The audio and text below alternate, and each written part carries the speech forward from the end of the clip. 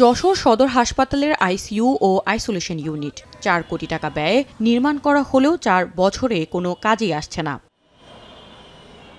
এখানে ১০ শয্যার আইসিইউ ও ২০ শয্যার আইসোলেশন ইউনিট থাকলেও মুমূর্ষু রোগীদের আইসিইউর সাপোর্টের জন্য নিতে হয় রাজধানী কিংবা অন্য জেলায়। ফলে বাড়তি সময়ের পাশাপাশি গুনতে হচ্ছে বাড়তি অর্থ। অনেক মৃত্যু এই আইসিইউ না থাকার কারণে হচ্ছে।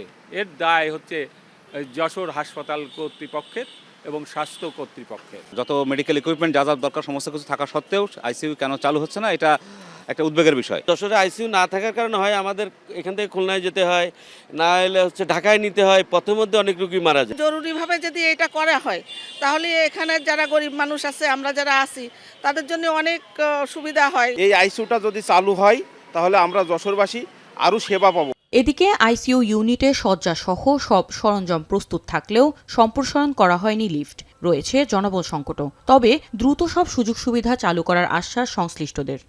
ডাব্লিউডিকে চিঠি মারফত অবহিত করেছি, তারা বাজেটের জন্য লিখেছে। বাজেটটা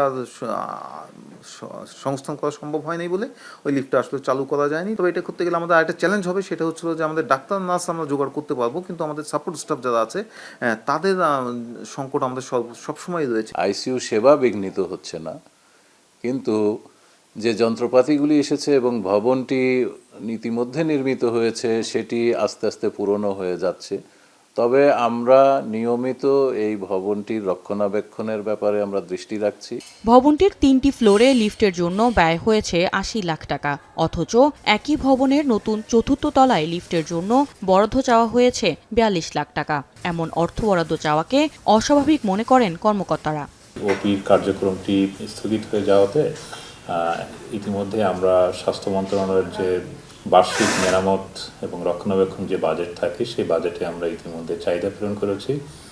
তো আশা করছি খুব অল্প সময়ের মধ্যে আমরা এটির অনুমোদন পেলে এটির কার্যক্রমটা আমরা হাতে নিতে পারবো।